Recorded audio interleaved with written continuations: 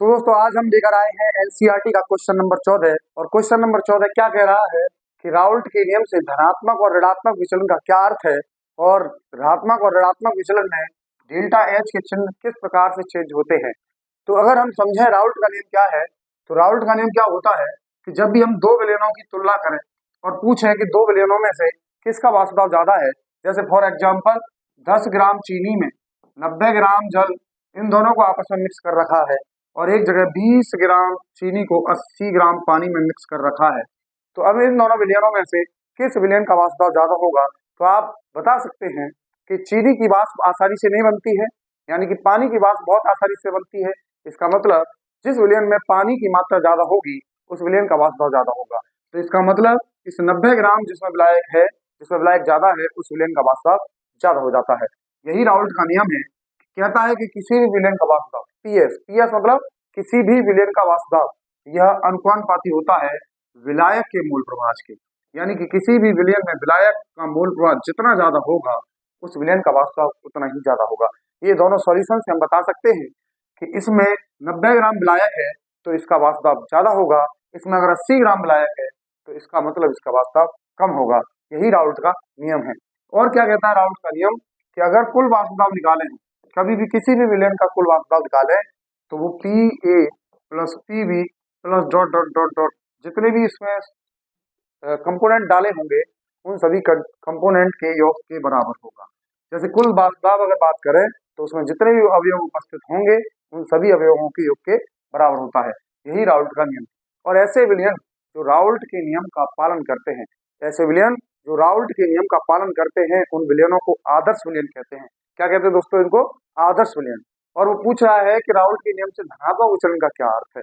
अब हम कहें कि आदर्श विलयन दुनिया में पाए नहीं जाते क्योंकि परफेक्टली कोई चीज आदर्श नहीं होती है। इसका मतलब कुछ विलयन ऐसे होते हैं जिसमें पी टोटल बराबर नहीं होता है P A plus P B के। ऐसे विलयनों को हम अनादर्श विलयन का नाम देते हैं, यानी कि जो विलयन राउल्ट के नियम का पालन करते हैं उन्हें हम आदर्श विलयन कहते हैं और जो नहीं पालन करते हैं उन्हें हम अनादर्श विलयन कहते हैं। अब जब ये बराबर नहीं है तो इसका मतलब यहाँ दो पॉसिबिलिटी हो सकती है। जब कुल वाष्प बराबर नहीं है तो दो पॉसिबिलिटी यहाँ पॉसिबल है कि एक तो पी टोटल बढ़ने लग जाए या फिर पी टोटल घटने लगे, यानी कि पी टोटल या तो बढ़ जाए या पी टोटल घट जाए। जब पी टोटल बढ़ रहा है तो ऐसे विलयनों को हम धनात्मक विचलन कहते हैं। ऐसे विलयन राउल्ट के नियम से कैसा विचलन प्रदर्शित करते हैं? धनात्मक। जहां पी टोटल घट रहा हो तो ऐसे विलयन राउल्ट के नियम से ऋणात्मक विचलन प्रदर्शित करते हैं। अब पी टोटल बढ़ कैसे सकता है, वाष्प बढ़ कैसे जाएगा? तो वाष्प बढ़ने के पीछे क्या कारण हो सकता है कि जैसे अगर किसी कंटेनर में कोई भी लिक्विड भरा हुआ है, अगर इसका वाष्प अगर हमें बढ़ाना है तो एक तो हमें टेम्परेचर को बढ़ाना पड़ेगा, लेकिन हम क्योंकि उस विलयन में टेम्परेचर का कोई भी रोल नहीं दे रहे हैं, यानी कि ये सब कहानी स्थिर ताप पे चल रही है, तो हम टेम्परेचर बढ़ा के इसका वाष्प नहीं बढ़ा सकते। फिर एक दूसरा तरीका हम कहते हैं कि अगर कैसे भी करके इन कणों के बीच में लगने वाला आकर्षण बल घट जाए, इन कणों के बीच में लगने वाला आकर्षण बल घट जाए तो ये आसानी से उड़ के जाएंगे और वाष्प ज्यादा लगाएंगे। हमने क्या कहा? वाष्प बढ़ने का क्या तरीका है कि अगर इनके कणों के बीच लगने वाला आकर्षण बल घट जाए तो इसका वाष्प बढ़ जाता है, यानी कि यहाँ पे वाष्प बढ़ रहा है, इसका मतलब आकर्षण घट रहा होगा। क्या हो रहा होगा? आकर्षण घट रहा होगा, डिक्रीज हो रहा होगा। और यहाँ पर अगर आकर्षण बल बढ़ रहा होगा क्योंकि वाष्प घट रहा है, तो हमने कहा कि किसी भी विलयन का वाष्प घटाने का एक सिंपल ही तरीका है कि हम उसके कणों के बीच लगने वाले आकर्षण बल को कम कर दें। अगर आकर्षण बल कम हो रहा है तो उस पर डेल्टा एच का क्या असर होगा? तो 11th क्लास के केमिकल बॉन्डिंग रासायनिक आबंधन वाले चैप्टर में हमने पढ़ा था बंध क्यों बनते हैं। तो बंध स्थायी होने के लिए बनते हैं। स्थायी कैसे होते हैं? कि उसकी ऊर्जा कम हो जाए, उसकी ऊर्जा कम हो जाए, यानी कि बंध एक आकर्षण बल है और आकर्षण बल से ऊर्जा कम होती है।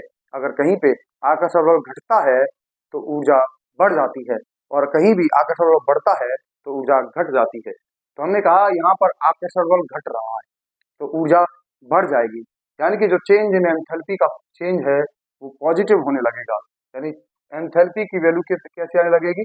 पॉजिटिव, क्योंकि आकर्षण बल घट रहा है। क्या हो रहा है? आकर्षण बल घट रहा है तो एंथैल्पी पॉजिटिव होने लगेगी और आकर्षण बल बढ़ रहा है यानी ऊर्जा घटने लगेगी, यानी एंथैल्पी का चेंज नेगेटिव होने लगेगा। तो हमने कहा कि आदर्श विलयन में पी टोटल बराबर होता है P A plus P B के, लेकिन अनादर्श विलयन में पी टोटल बराबर नहीं होता है। अगर बराबर नहीं होता है तो या तो पी टोटल ज्यादा होगा, या तो वाष्प दाब बढ़ रहा होगा, या वाष्प दाब घट रहा होगा। वाष्प दाब को बढ़ा कैसे सकते हैं? हमने कहा आकर्षण बल को कम करके। अगर आकर्षण बल कम हो रहा होगा तो वाष्प दाब बढ़ रहा होगा, और ऐसे विचलन को धनात्मक विचलन प्रदर्शित करने वाले विलयन कहते हैं, और ऐसे विचलन को ऋणात्मक विचलन वाले विलयन कहते हैं। तो जब धनात्मक विचलन होता है तो आकर्षण घटता है, और आकर्षण घटेगा तो एंथैल्पी का परिवर्तन यानी कि ऊर्जा बढ़ जाएगी, और इसीलिए डेल्टा एच का मान क्या आने लगेगा? धनात्मक आने लगेगा। और यही क्वेश्चन था कि डेल्टा एच का चिन्ह इन विलयनों से किस प्रकार संबंधित है। तो इसी प्रकार के क्वेश्चंस के बारे में डिस्कस करते रहेंगे, और आगे के लेक्चर में हम बात करेंगे क्वेश्चन नंबर 15 की। तो नेक्स्ट वीडियो के इंतजार करिए और देखिए ऐसे ही इंटरेस्टिंग फैक्ट को। Thank you.